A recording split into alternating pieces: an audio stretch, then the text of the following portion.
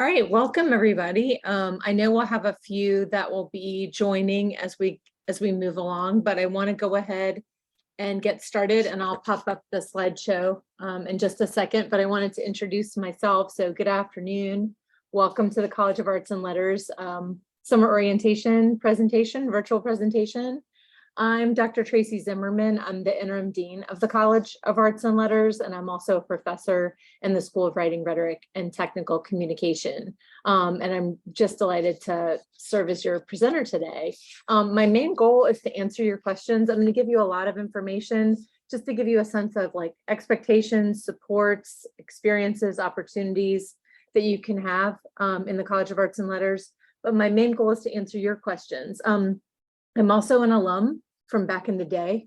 And so I've been here teaching in this capacity for about 23 years, but I was also an undergrad here years and years ago. So if you have questions that aren't just college related, I'm also happy to answer those questions. And you can pop them in the chat. I'll try to monitor the chat as I'm going along. So if you've got a question, pop it in there. I'll try to stop and answer. And then certainly at the end, I'll invite you to share your questions in the chat. Sorry about that. The phone is ringing, which never happens. All right, let me pop up the, let me share my screen.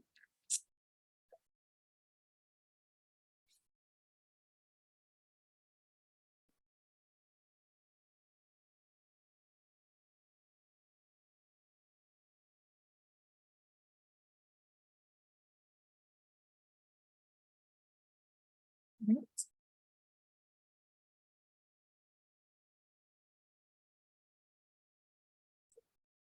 Fantastic. I'm hoping everybody can see that. Are you able to give like thumbs up or something? Scrolling. All right, so I'm hoping all of you can see that. So what you'll see here, first of all, are two QR codes. You can follow along or you can save this PowerPoint for later. And then also you can visit our website or you can just make a note. It's JMU EDU College of Arts and Letters. So we'll get started.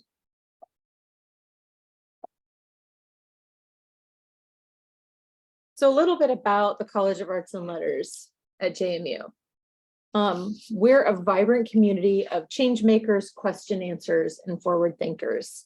We're one of the largest colleges at James Madison, but we offer a small liberal arts college feel within a large national research university. We have fantastic faculty who are dedicated to teaching and student engagement. We have a very strong sense of community in the college, made up of students who tend to be good communicators, deep thinkers, and close readers. And we have the largest number of different majors and minors in the humanities, communications and media, and social sciences. Our graduates are intellectually agile, and they have what David Epstein calls in his book, range. They have range, which is the ability to bounce among many interests, to think broadly, and to seek out numerous experiences and perspectives, and to make connections that others are not able to see. So I have an opening video and just to explain who these fine people are. Xavier Williams is a recent JMU grad and a member of the Marching Royal Dukes, who served as the representative to the JMU Board of Visitors and as a governor's fellow. Xavier was an honors student, Centennial Scholar. He interned in the Virginia office of the governor and also the JMU office of the president. And he is also joined by Karina Klein-Gable, who is an assistant dean in our college. Good morning, or buenos dias. My name is Karina, and I'm the Assistant Dean for the College of Arts and Letters at James Madison University. And I'm Xavier, a recent graduate of James Madison University. And we'd like to take a few moments to welcome you and introduce you to the College of Arts and Letters. Firstly, we want you all to know that our college has a place for everyone, and we celebrate the unique contributions that each of you bring to our campus community. The College of Arts and Letters is committed to welcoming faculty and students that represent the vibrancy and diversity of all our nation's communities. Located on the beautiful JMU Quad, in these historic buildings, you may find your career in communications, justice studies, or political science. Or maybe you're interested in media arts, history, or foreign languages.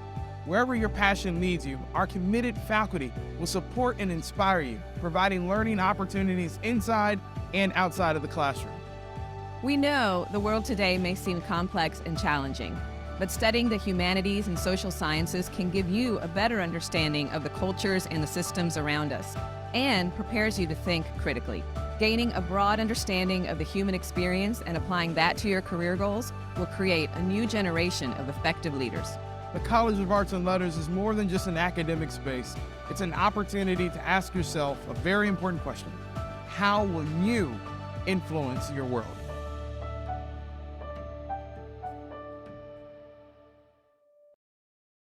Good morning.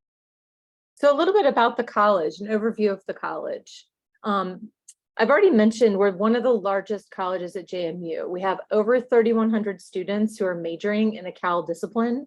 We have 269 faculty members and offer 13 majors within 10 academic departments in the following areas of study. So you can just see this long list here. This is our 13 different majors ranging anywhere from anthropology to WRTC, writing, rhetoric, and tech comm.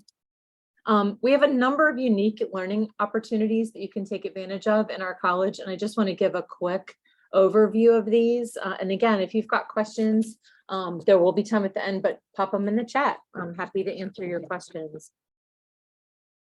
So first of all, you can conduct undergraduate research, which may not sound super thrilling, but it is. You can work closely with the professor and even have co-authored journal articles, as some of our students have had and present at conferences. You can get started right away if it's something that you think you might be interested in or something you want to explore with the FIRE program, which is first year and transfer student research experience. And that allows you to have a paid opportunity to work on faculty research or a creative activity project. And the applications for those are due usually at the end of November, so be on the lookout for that. A number of our Cal majors have also presented at conferences, including the National Conference for Undergraduate Research or the JMU Arts and Letters Undergraduate Research Conference. So there's a lot of different kinds of different kinds of research that you can get involved in. You can also participate in a number of innovative courses, and I've just got 3 popped up here. Again, just snapshots of the kinds of innovations that you can take advantage of. If you notice underneath each of the pictures, some of them have more than one class noted. So you've got, engineering, political science, PPA, which is public policy and administration, WRTC. So these are the kinds of classes where numbers of students from different disciplines and faculty from different disciplines can come together to address complex issues or work on vital projects through a lot of open-ended research and design thinking. So just a quick snapshot of each one. So the Harrisonburg 360 podcast, Real People, Real Stories, One Community, was produced by the English 360 students using oral histories housed in JMU Library Special Collections, and then also their own interviews with immigrants living in the Shenandoah Valley, along with business owners and community leaders. And they received training in storytelling, podcasting, and theoretical frameworks to create their episodes. And that's an ongoing project so that students are continuing to create and participate in. In the Hacking for Defense course, the middle box there, engineering and political science faculty and students worked with a range of clients from community nonprofits to the Department of Defense and NATO, and they prototyped different kinds of innovations for problems that their problem sponsors presented. So we had one group working on the design of drones to address environmental problems, and one on a medical innovations team that was working on possible solutions and ideas for the opioid crisis. And then the final one, community innovations, there on the end, brought interprofessional education, public policy and administration, and writing, rhetoric, and technical communication students together to work with community partners on their challenges. So one group worked with an elementary school that wanted to create a makerspace for students. Another helped a traditional thrift shop modernize and develop a long-range sustainability plan. Lindsay McLucas's team, who is the young woman pictured in that box there, she helped with the Suitcase Clinic, which is a nonprofit that provides healthcare in local shelters and human service agencies around Harrisonburg. And in fact, the Community Innovations class caught the eye of the Chronicle of Higher Education, a well-known publication in our area, who profiled the course in a front page feature story titled "No Textbooks, No Lectures, and No Right Answers. Is this what higher education needs?" Spoiler alert, yes, it is. These kinds of experiences push students and faculty to take ownership and responsibility of their research, to try and fail, and to apply their knowledge to create solutions for their clients. And what's really super, having worked with these kinds of courses before, is that faculty don't come in with the answers either. You're really sort of creating a shared experience and a shared knowledge base and working on the problems together, which is really exciting.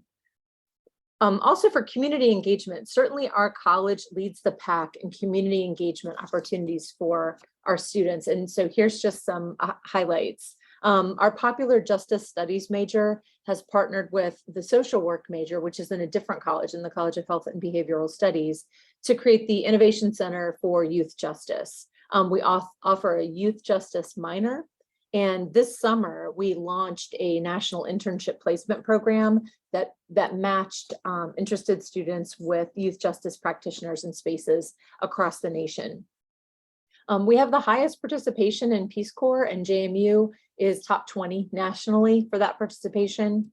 We're also home to the Gandhi Center for Global Nonviolence, and we work closely with the Madison Center for Civic Engagement and its Democracy Fellows.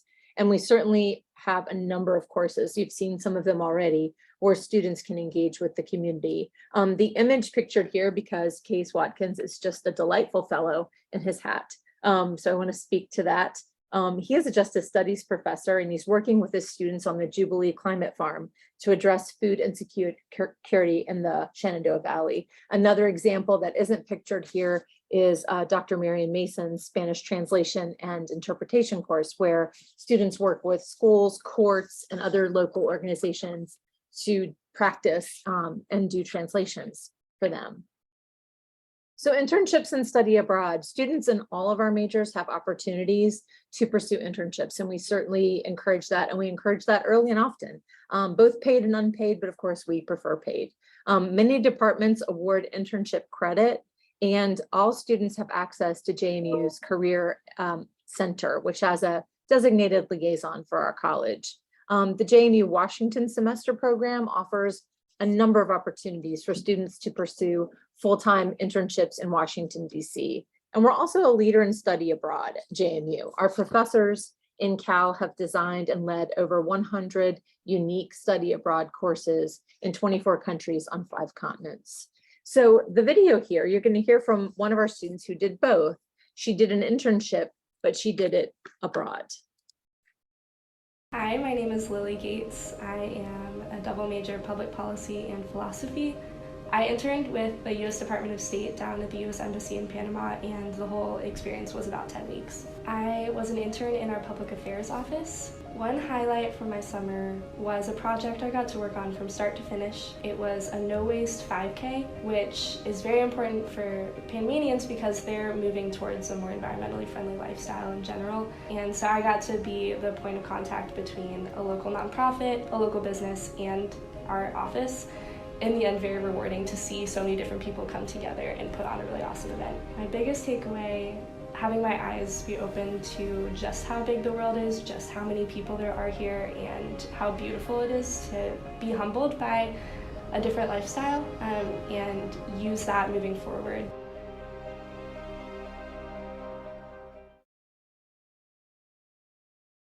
So another area where you could get involved is Cal Student Clubs and organizations, and they have a number of opportunities for students to network and participate in important professional development. So a couple of areas that you can do that. Student media, I have to highlight our student media, particularly the Bluestone, our yearbook, and The Breeze, our award-winning student newspaper that has also its own television station, Breeze TV. In fact, in 2021 and 2022, The Breeze and the Bluestone were named to Associated Collegiate Press's list of top 100 student publications in the Pacemaker 100 Award. If you know, you know. And the Breeze and Breeze TV won 18 awards at the Virginia Press Association's annual contest. So we're very proud of them. We also have a literary magazine named Iris and a radio station, WXJM. We offer simulation experiences such as International Model African Union, Model European Union, and Moot Court.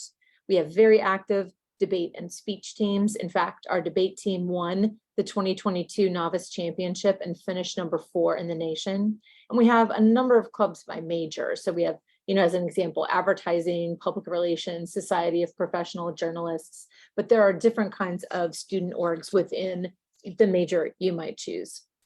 And of course, we have honor societies, not just Phi Beta Kappa, which is the large one, but then we also have ones dedicated in particular majors. And just as an FYI, JMU hosts its student org night on August 25th. So be on the lookout for that. It's really fantastic. You get a sense of all of the opportunities across campus. Also, the last many presidents of the university-wide Student Government Association have been Cal majors. And for the coming year, the student body vice president and much of the SGA leadership team are Cal majors. We're going to hear from a past president who was in political science, and here she is. It's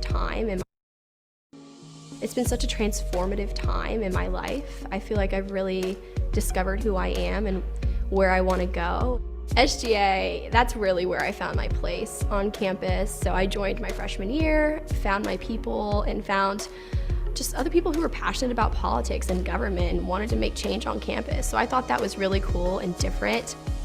In my experience as student body president, I've got to work with several different clubs. I go on listening tours and get to meet with different populations of the student body who I wouldn't normally interact with on a daily basis, and I think that's so cool to see. So I'm fortunate that I've actually reached out of my comfort zone and met with other people who have different interests and different life aspirations, because that's helped me grow. JMU is a welcoming community, a community that wants to see you succeed.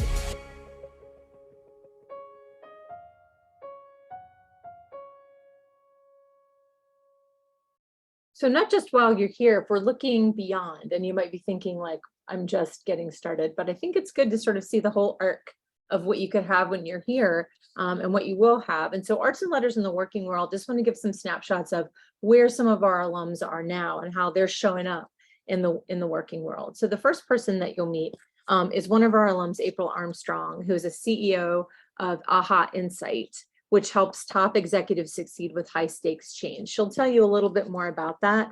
But she also just published her first book titled The Day One Executive, a guidebook to stand out in your career starting now. My name's April Armstrong. I was a French and Communications major at JMU in 1992, and I'm now CEO of a small company called AHA Insight, where we work with top government officials and top corporate officials who are leading complex change in the world. And what I am so grateful for as a liberal arts major that I see so clearly now is that the critical thinking skills that you gain as a liberal arts major, the interdisciplinary way of seeing the world, becomes such a superpower. It becomes truly your X factor advantage in the world, because the world is complex, the world is interdisciplinary, and the world requires more critical thinking today than ever before. And even with the rise of artificial intelligence and machine learning, the human's ability to see nuances is going to become more, not less important. And that's where I feel just so much gratitude to JMU as an institution that, while it's grown at Science and Technology campus and other schools across the campus that are also so important, it has not lessened its focus on the liberal arts.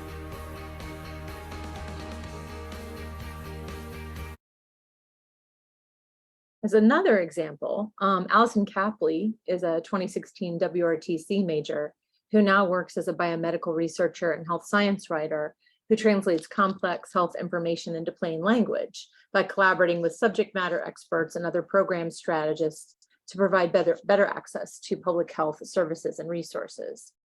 Or Dan Richardson, who is a 2012 political science and public policy and administration graduate While at UVA Law, he was selected as editor-in-chief of the Virginia Law Review, which is one of the most prestigious law reviews in the nation, and was also chosen to clerk for U.S. Supreme Court Justice Stephen Breyer. So speaking of our alumni, we have a vibrant group who work with the college to network and support you with your professional goals. First things first, the Cal Career Readiness Conference, seen in the top photo, that's a bunch of our alums waiting to be on a panel together at this conference. It creates a coordinated and unified experience to help students explore, prepare for, and pursue the wide range of career opportunities available with the College of Arts and Letters degree. It's held annually in the spring semester, and it's a multi-day conference that has panels, workshops, and networking events with our alums. We also have career treks. We just launched those this year, and it was fantastic. Our first one was with pre-law students, and you can see that's the picture on the bottom, where they went to circuit courts in Richmond. They listened to arguments. They met with judges and their clerks, and they had lunch with JMU alumni lawyers at Sands Anderson at the firm in Richmond. We have a DC on the Hill trek planned for this November. We offer a number of career engagement opportunities for majors, and a lot of majors themselves offer their own programming as well. So there's a lot of things to take advantage of. And we're also piloting alumni student mentoring in the fall. So we're so invested in our student success and professional development that we invested in a new possession dedicated to student professional development. So meet Shannon Wilson. She's in our office. She's fabulous. And her work is focused on exactly that, professional development engagement with our students. The QR code will take you to our Cal Careers page where you get you can do a deeper dive into the kinds of things that we've got going on. And just to put something on your radar, this fall, in fact, in September, Shannon is bringing George Anders, author of the book, You Can Do Anything, The Surprising Power of a Useless Liberal Arts Education, to speak and meet with students. So be on the lookout for that, because that will be free and open to you. And speaking of that, other things that you could and should do in your first year: attend one of the career fairs that the university puts on. They do them in the fall, they do them in the spring. I think it's a great idea to go as a first-year student, second-year student, just to see what they're like, see what the vibe is, see what kinds of employers are there, just get a sense of the lay of the land. And then when you're ready to go junior, senior year, or maybe you're looking for internships early on, it's a really great opportunity to see how that goes. Attend the Cal Career Readiness Conference, which I've talked about. You'll get information about that. Create a LinkedIn account and ask to join the page for your major if there is one. We have just set up a LinkedIn account for all pre-law students, and we've connected them to a bunch of JMU alumni lawyers, and it's a really wonderful and rich opportunity for students to network with our alums in that space. You can visit the JMU Career Center. Again, they have a liaison for College of Arts and Letters, and that's what they're there for. They're in Student Success Center. Practice networking by speaking with your professors. We have an enormous network. We can reach out. We know things that are going on campus and opportunities, and we have our own professional networks. So if you're in a class and you're really finding the material something interesting and you think you want to pursue it, talk to your professor about it. If there's one thing that professors love to do is talk to students about their own research. I'm just going to warn you though, set a timer on your watch because you're going to need to get out of there. Faculty love to talk to students about that stuff. And know that arts and letters courses are teaching you the skills that matter to your employers. In fact, this slide proves it. The National Association of Colleges and Universities, or the NACE list, they rank the most valued career readiness skills in order of importance. And I think and hope that this snapshot that I've given you of the college at least shows you that we're doing all these things and they're getting reinforced in your curriculum and coursework in the College of Arts and Letters. Outcomes are important too. So what do all of these things add up to? And this is our most recent Career Center's outcome report from class of 2021. And it reports that 95.7% of our graduates found employment after graduation, continued education, or engaged in internships. So that's, I think, a pretty good record. And we have a lot of different, a lot of range there about where people are working. 34 states, DC, 17 countries. We have a lot of range there. So just to end this presentation and then open it up for some conversation and some questions that you have, keys to success. This is the most important thing I can give you.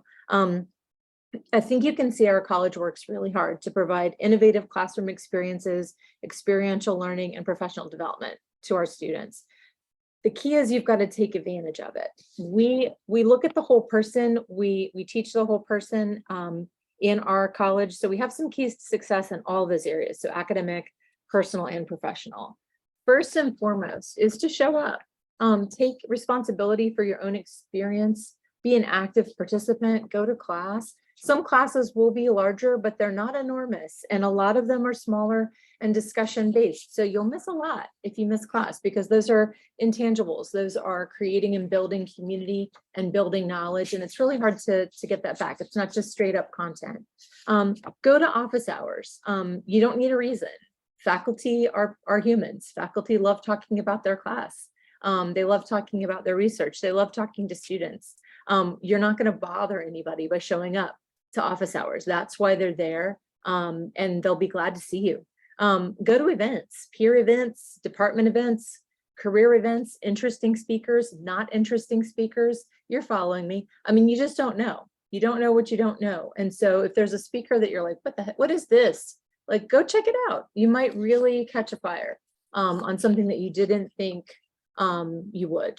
So go and take advantage. This is one place in your life and a time in your life where you're going to have so many opportunities and so many things you can take advantage of. And my advice to you would be do those things.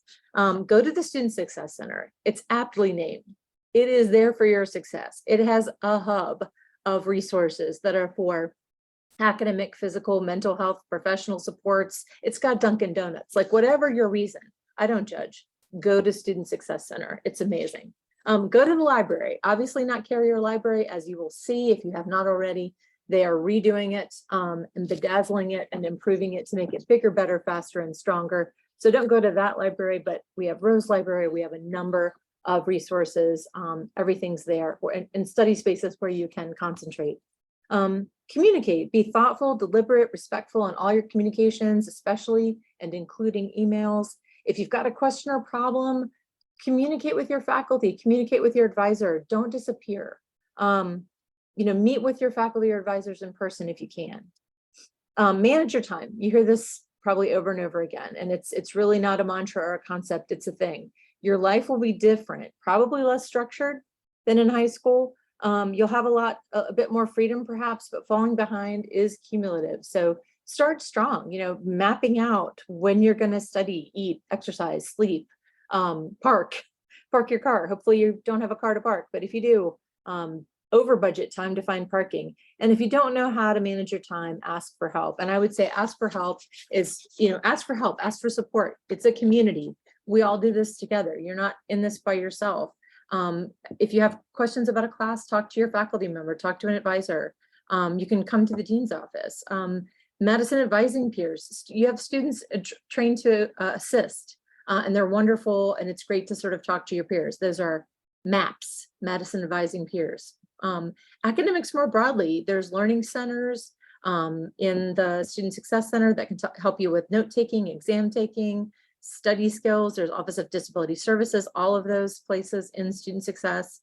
Also counseling centers, a lot of Student Org, Center for Multicultural Student Services, a lot of really good stuff there. And then the Career Center, and Shannon Wilson in our office is dedicated to that. So just as a final note, and then to sort of open it up to your questions in the chat and anything that's on your mind, just welcome to JMU, welcome to the College of Arts and Letters. We're glad you're here. Follow us on social. We're on a number of areas. You can take a look at the QR code. You can subscribe. So anyone here wants to subscribe to our Arts and Letters review, we've got a new issue dropping in August. And that just gives you a really great snapshot of what's happening in the college. And I'm gonna stop sharing the screen so I can take your questions. But I appreciate your time, but we have a little time so I can answer your questions.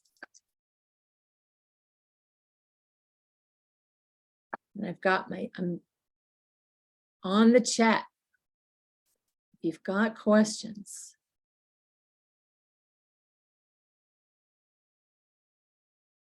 Anything with majors, minors, anything I can try to answer.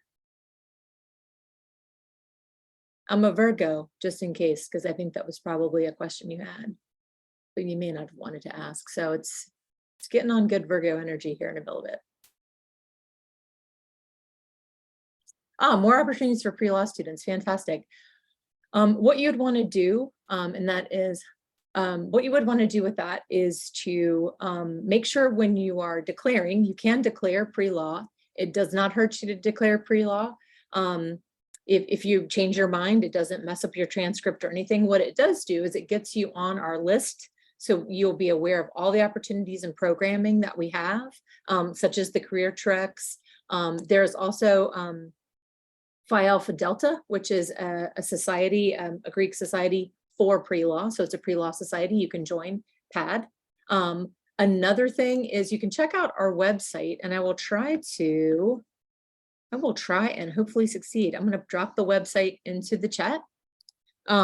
We have a number of really great resources for pre-law on our College of Arts and Letters website. So I'm going to just drop that into the chat. But we do a ton of programming in that area. We also, just starting this fall, is a legal studies minor. And I mentioned that because you don't have to take it as a pre-law person, but if you're interested, it's available to you. Anybody can take the legal studies. So be on the lookout for that as well. I'm just trying to find, sorry, I obviously can't do two things at once.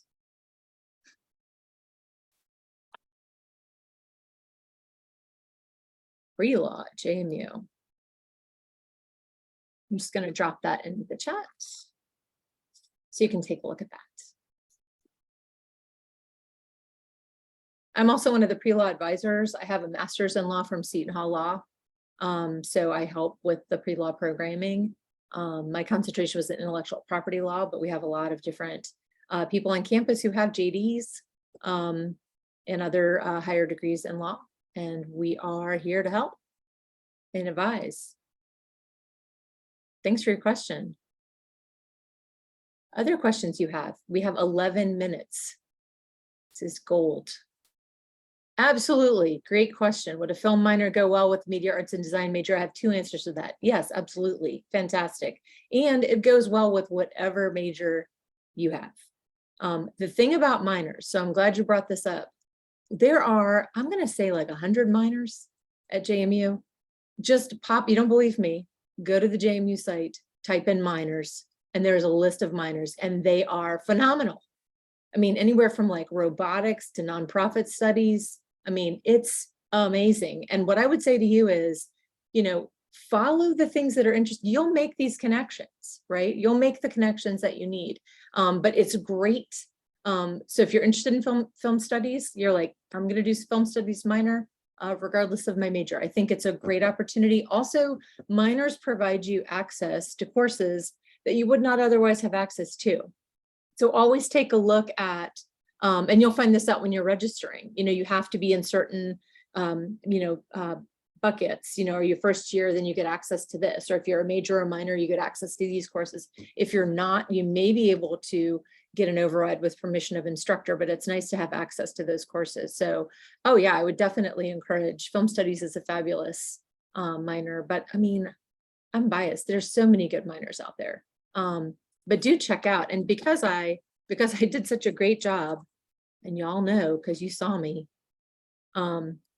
such a great job plopping that last link in there. Just watch me go, folks. Look at that. There's a list of the minors. So you can take a look and just be like, wow. Yeah, you bet. Thanks for the question. I'm all about like taking advantage. I was the first kid in my family. I was a first generation college student. Nobody in my family had gone to college. And I did not take advantage because I was terrified and did not know what I was doing. So I am here to tell you, take advantage, ask for help. You can declare another major in the future, absolutely, and you can change majors. There are things you might want to take a look at, and you can look at when you're declaring your major, but yeah, you can change. What you might want to do is talk to either your first year advisor, you know, right away, and then when you get transferred to your major advisor, I think that happens in sophomore year or maybe early second semester your first year. You can talk to them about sort of the program. Some majors have more credit hours required than others, you know, anywhere from, you know, 39 to they can go up upwards of, in some other colleges, they get pretty high. So you want to just take a look at that. But yeah, you have flexibility, and you can declare, you can be a double major. So just to make sure I'm understanding your question well too. So you can change majors, but you can also double major. And again, you just want to make sure that you're looking in the catalog, you're talking to advisors just to make sure that that's possible. Because for some majors who have, I'm going to just make this up, but I think there are some majors on campus that have like 80 credits to major, and you only need 120 to graduate, and there's like roughly 40 credits for general education. You're doing the math because I know you're smart people. You don't have a whole lot of credits there, right, to work with. And plus, in terms of what classes are offered when, it's just always good to sort of get a sense of the rhythm of that. But yes, you can declare another major, so you can switch majors, or you can double major. We have people who double major and minor. So hopefully that helps answer your question. In terms of class sizes, really great question. Some of the intro classes can be large, you know, so like I'm going to say some of the intro classes that you might choose for general education, for example, you might have like 130, 150. Very rarely, I'm thinking across our college, the 13 majors that you have, you probably, and when you're in those major classes, you're going anywhere from like 22 to 45, 50. I mean, it's very much a cohort style, you know, and what I mean by that is you get to know people in your major. But like, for example, the intro media arts and design classes might be large, but then once you're in that major, your classes are small and you're really getting to know your professors and your colleagues, which is really great. So they're really not that large. In a lot of the different majors in the 13 majors that I had showed you across our 10 departments. And that's a huge, huge advantage. So you can get to know each other, you can get to know your professors will get to know you. So if they don't see you in class, I will speak for myself. I am one of those professors to say, hey, I missed you. We missed your contribution. What's going on? Are you all right? So it's a community in that way. And I hope I answered your question about the classes, but they do vary, and some of those intro classes can be larger, but not huge. Like I don't think we have any really humongous classes, even at JMU. Look at that, the time is flying. Y'all are amazing. We have 5 more minutes, and I am here to answer your questions. I feel like the time is flying. That is a great question. Public speaking classes, I think they are, because you have to rotate, right? You know, and it depends on if it's group. I know there's 2 kinds of public speaking. There's the group ones, and then there's also individual. And my understanding is that those are typically smaller, even though they are in cluster 1, or excuse me, like area 1 of the general education classes, but they are smaller just because they have to be, because you're doing public speaking and everybody has to rotate. So yeah, those are going to be smaller classes for sure.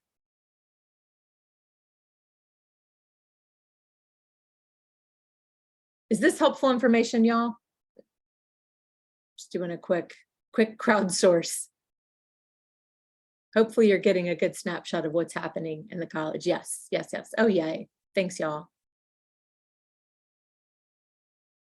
Other things, happy to answer anything else on your mind. Yeah, you know, my understanding is that you can join the debate club as a newcomer, and you know, without prior experience. You should check that out. Let me see if I can find you a link, because like I said, I'm skilled in this area. But you know, somebody else you could reach out to, let me see if it's actually on the website. Oh yeah, so that's not good. So the web page is being updated, and then it links you to an email that you don't need to be linked to because that person is not here. So let me find you the assistant, the interim director of debate. I'll give you her email. And you can just reach out to her. She is lovely.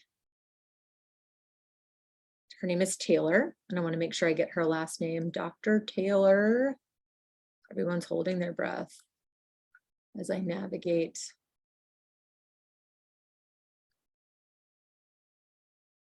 I believe it's Taylor Johnson, but I want to make sure. Yeah, Taylor Johnson. I'm just going to give you a link to that, and you can reach out directly to Taylor. So that is the, she's listed as Assistant Director of Debate, but she is actually the Interim Director of Debate. And I just met with her the other day and she's lovely. So you could just reach out and say, hey, I'm interested. What can you tell me? I'm sure she would love to have you.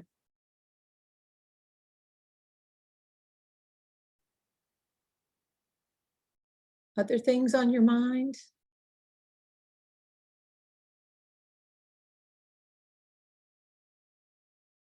Just glad that I'm glad that we had virtual options as well, because I know it's hard sometimes to, depending on what's going on, get here, stay here.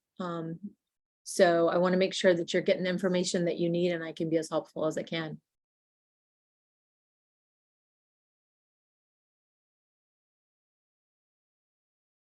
Any other things on your mind? I know your time is valuable and I appreciate you for taking the time. We do have 2 more minutes and that's your time. So if there's any bit of gold that I can give you. Oh, you're welcome. Aren't y'all nice? You are very welcome. I'm glad y'all had a good feeling getting your answers. But if you go to the College of Arts and Letters, I'm just going to give you our main page. I'll put that link in there. I know it was on the QR code before.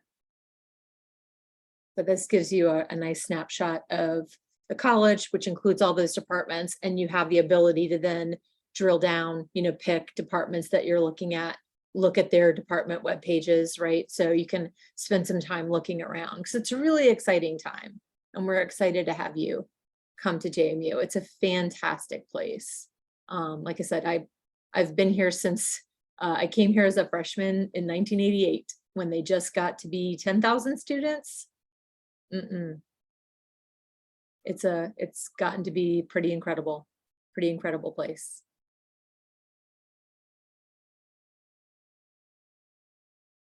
Fantastic. Well, if there are no more questions, I'm still looking at the chat, but if there's no more questions, I wish you all the best. I hope you have a wonderful afternoon. And I hope you get, additional information from the presentations that you're attending today. And we're really looking forward to seeing you join us in just a few short weeks. So very exciting stuff. Yeah, thank you. Y'all have a great day. Take care.